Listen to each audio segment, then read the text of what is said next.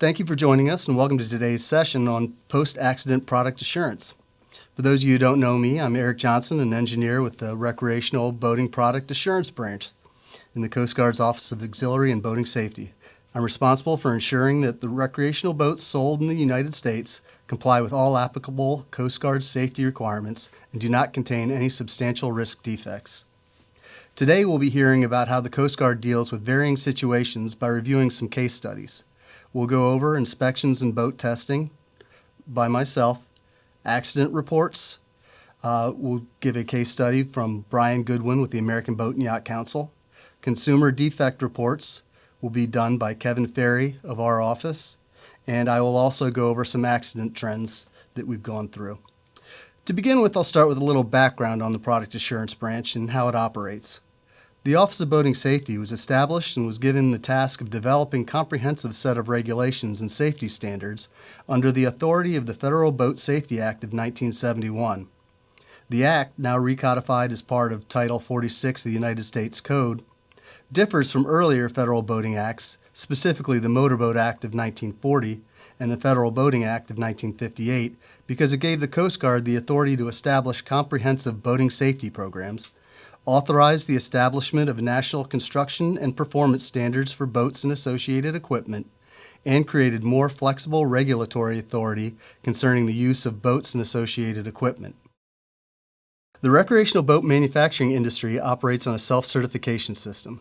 That is, we have minimal safety regulations the manufacturer must comply with, and they self-certify that they do comply. Kind of a fox guarding the hen house. However, as a check on this self-certification system, we do have a three-part program to enforce compliance with these regulations. This includes boat inspections, compliance testing, and consumer product safety defect reporting. First, factory visits. Thanks to what is now known as the Sportfish Restoration and Boating Trust Fund, additional funds were provided to the Coast Guard beginning in 1999, specifically to ensure Chapter 43 compliance.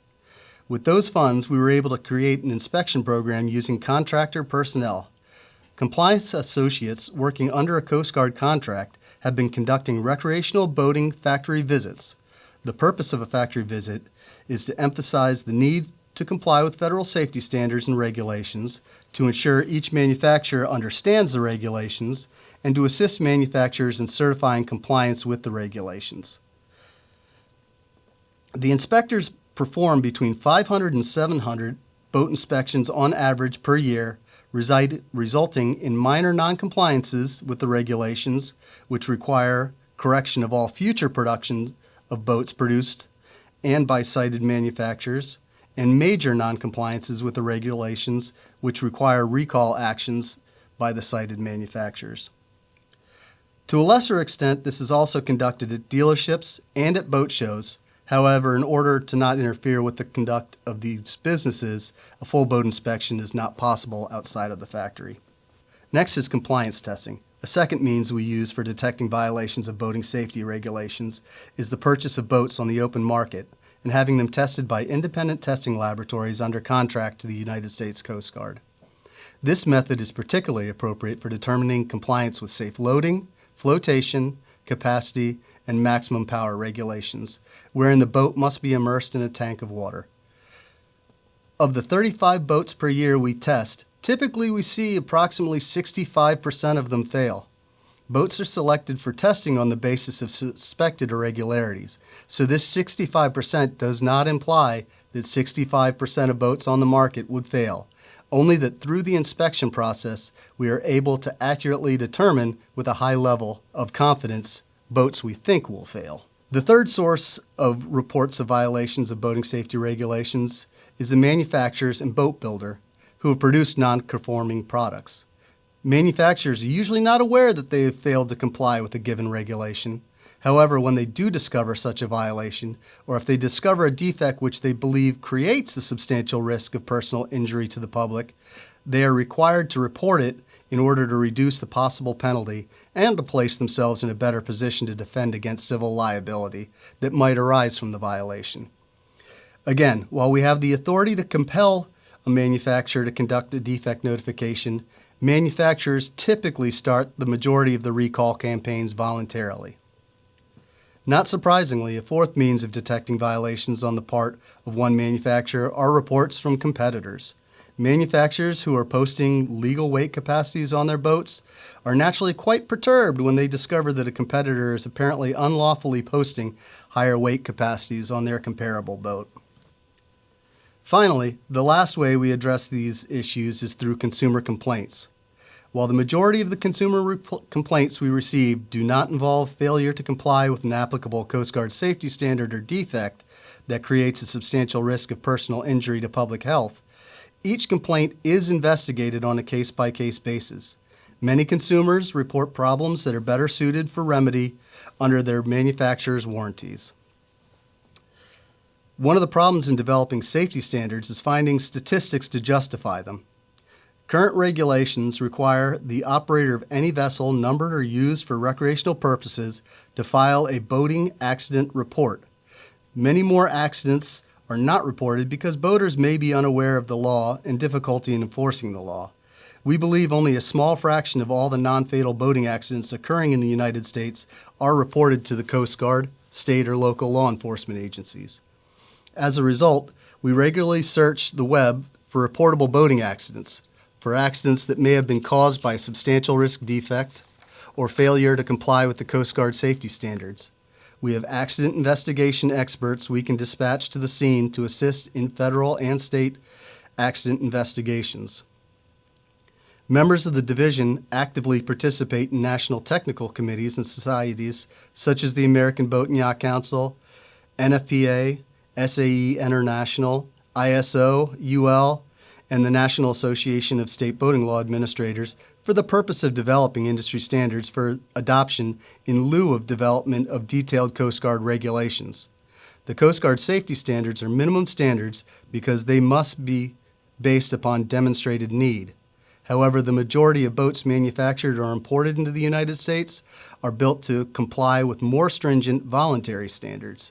Therefore, our involvement is important in developing recommended practices and safety standards for improving and promoting the design, construction, equipage, and maintenance of small craft. As mentioned before, one of our big areas of compliance checking is through physical testing of boats. I'll detail a little bit more of how we use that process in the combination with some accident data to target enforcement and compliance. Coast Guard regulations, as I stated earlier, were primarily written in the 1970s, dependent on 1970s technology. That can run into some problems nowadays, but we do have a process to be able to address that. Initially, it was through the exemption process. A boat or a boat builder would have a problem where they could not, or it was too onerous to comply with the regulation. They could apply to the Coast Guard to get an exemption from that regulation if what their solution was provided a comparable level of safety. A certain category of boats, called generally mud boats or shallow draft, shallow water boats, were used in various regions of the United States, in swamp areas and such, where the water depth that they were typically used in was very shallow. Therefore, they thought the compliance with the level flotation requirements was onerous and overkill on what their boat's risk profile was. Initially, the Coast Guard agreed with that assessment and granted exemptions to these boats, knowing that they would only be used in shallow water and labeled as such. However, through Coast Guard investigations, we found that typically these boats would have to be driven through deep water to get to the shallow waters where they were used. We were able to find many accident reports for these and determined through research that this exemption could no longer continue as written. Therefore, we notified the manufacturers that this exemption was going to be going away and they would have to come into compliance with all the applicable regulations in 33 CFR subpart 183. We gave the manufacturers approximately a year to develop their flotation plans and come into compliance. Through this process, BSX reached out to the manufacturers specifically and worked with several of the manufacturers to develop flotation plans and to develop their own ways to test boats. I personally went down to several manufacturers in the Louisiana area where manufacturers had literally dug their own pool. They took a excavator, dug a little hole in the back of their factories, lined it with a pool liner, filled it up with water, and we were able to go there and help the manufacturer understand how to comply with the regulations and run the boats through the test to ensure that these boats had level flotation. The next scenario I'll talk about is our actions regarding trends we see in accidents that may or may not be related to a single vessel or boat style. A good example of this is the occurrence of accidents related to propeller injuries. Most people understand the solution to this to be propeller guards. The Coast Guard has taken a more holistic view to this as trying to avoid propeller injuries in total with several processes. The first one that we were looking at is lots of these injuries occur when reboarding a boat. Most of the boarding ladders to enter a boat from the water are at the stern right next to that spinny propeller. ABYC standard was for boarding ladders to be a minimum of 12 inches. We found that when you're boarding at 12 inches, the legs tend to swing a lot more and can swing into the propellers, which was kind of borne out by some of the accident statistics we'd see. Therefore, we went down to a boat manufacturer and gave ABYC a grant to study this issue, and we actually tested different boarding ladder lengths to see what would happen with boarding ladder length, location, and handholds. On April 1st through 3rd, 2009, ABYC conducted a test to explore the relationship between ladder depth and propeller injuries. ABYC H41 requires a minimum 12 inches below waterline ladder depth. Anecdotal evidence suggests that increasing the depth of the ladder may allow for greater control of the limbs while boarding. Two boats were tested with varying ladder depths from 12 inches to 32 inches, varying ladder angles from the transom from 12 to 32 degrees. The following video series shows worst-case scenarios on a stern-drive boat, trimmed to get the closest propeller proximity to the ladder, and an outboard boat lacking sufficient handholds.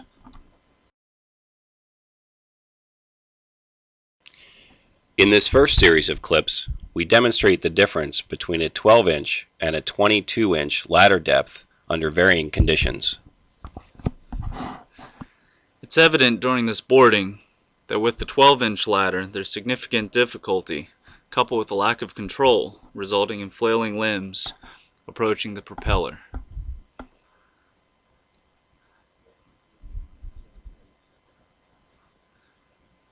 The camera speed has been slowed down, and you'll notice the right knee approaching the propeller.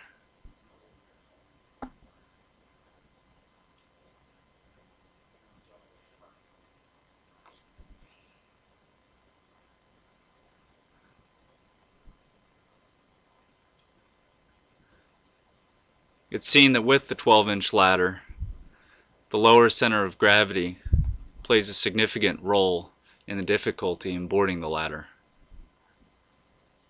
One has to flail one's limbs up towards the water surface to get the force they needed to board the ladder.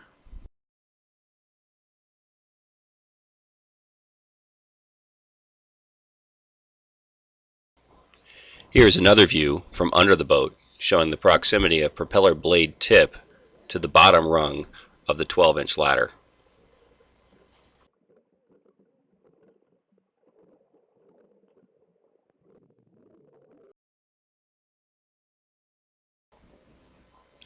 The ladder has been increased to 22 inches and the boat is now rocking to indicate a worst-case scenario. A reminder that the propeller has been trimmed up and turned as close to the ladder as possible. It can be seen that despite the rocking motion of the vessel increasing the difficulty of boarding, with a 22-inch ladder, the ease of boarding is greatly increased. It should be noted that the key component in establishing safe boarding for a vessel is establishing control. The best way that we've seen here to establish control is increasing the ladder length to 22 inches. Upon doing so, one can place their foot at a position that is lower than their own center of gravity, allowing them the force that they need to get their body aboard the vessel. Although the primary focus of this testing was not ease of boarding, it was very clear that our older test subjects had little or no difficulty boarding a boat when having a 22-inch ladder depth as opposed to the current ABYC standard of a 12-inch ladder depth.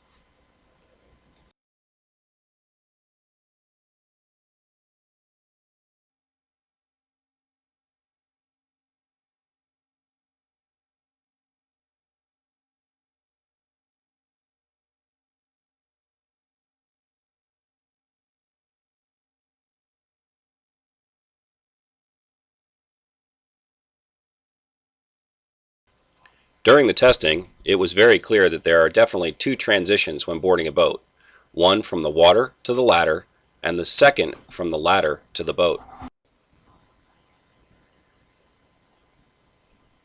In order to safely board a ladder, one must be able to push with their legs and pull with their arms. It's evident during this footage that while in the water, both of these components are being used. However, upon the subject's body leaving the water, he's strictly pushing with his legs and his arms are no longer aiding in boarding the vessel. The poor ergonomics of not having proper handholds greatly decreases the safety when boarding a vessel.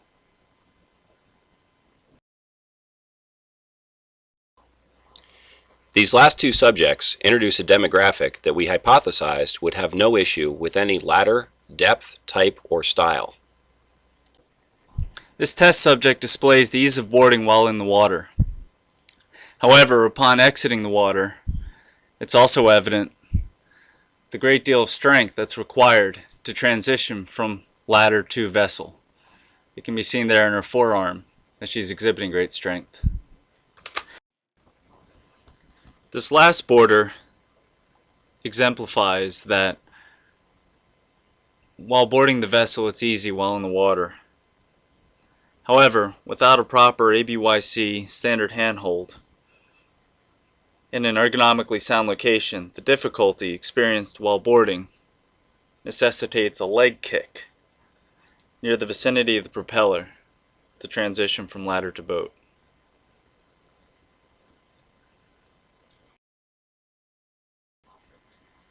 At this point, the boarder used a kicking motion to grab what she perceived to be a good handhold. Although it aided in boarding, it still proved difficult. All of our conclusions are based on the two transitions. The first transition being from water to ladder, the second transition being from ladder to boarding the boat. ABYC H41 currently requires a 12-inch below the waterline ladder depth. We found that by adding one rung or 10 inches on top of the 12 inches, a 22-inch ladder depth made boarding easier as well as keeping limbs out of the area of influence of the propeller. We found through this test that the increasing the ladder length to 22 inches, that the distance that limbs deviated from the ladder decreased by as much as 75%, ultimately decreasing the probability of a propeller strike. Our second conclusion lies in the transition from the ladder to the boat. It's obvious from the video that the placement of a proper ABYC handhold would have great benefits to the boarding process. It's imperative that the handhold be placed in a location that provides the boarder with a pulling motion, taking into account human factors such as different demographics that one can expect boarding a vessel. By providing the control through an increased ladder length and a properly located ABYC standard handhold greatly increases the safety while boarding a vessel.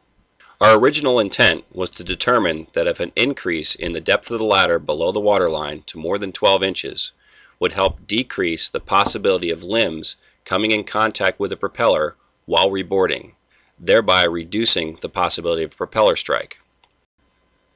Ergonomically, we found that a ladder as long as 32 inches at a 32-degree angle provided the greatest ease in boarding. However, a ladder of 22 inches proved satisfactory with respect to safety.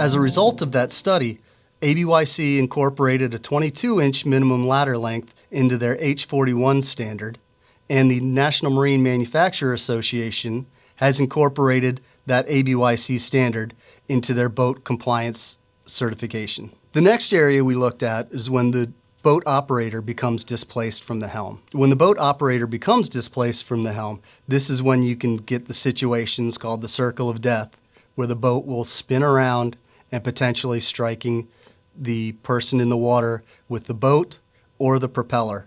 In response to this, the United States Congress added into the Coast Guard Authorization Act required that emergency cutoff switches be required on applicable boats under 26 feet in length.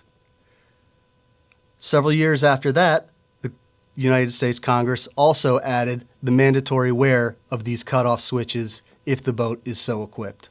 Engine cutoff switches typically come in two forms. Both the mechanical and the wireless engine cutoff switch will stop the engine upon activation. All right, finally, the elephant in the room, propeller guards. There are many different types out there, and Coast Guard has never determined that one specific type of propeller guard is functional or effective on all boats in all applications. Therefore, the Coast Guard developed through ABYC a test protocol for manufacturers of propeller guards and users to be able to compare propeller guards apples to apples for their specific application. The solution is staying away from the spinning propeller and the lower unit, because people a lot of times just think of it as a propeller injury, but a lot of these are the skegs, the lower unit. You can get these injuries with outboard jet drives too when they strike you. Anything that hits you underwater going greater than 15 miles an hour is not a good outcome.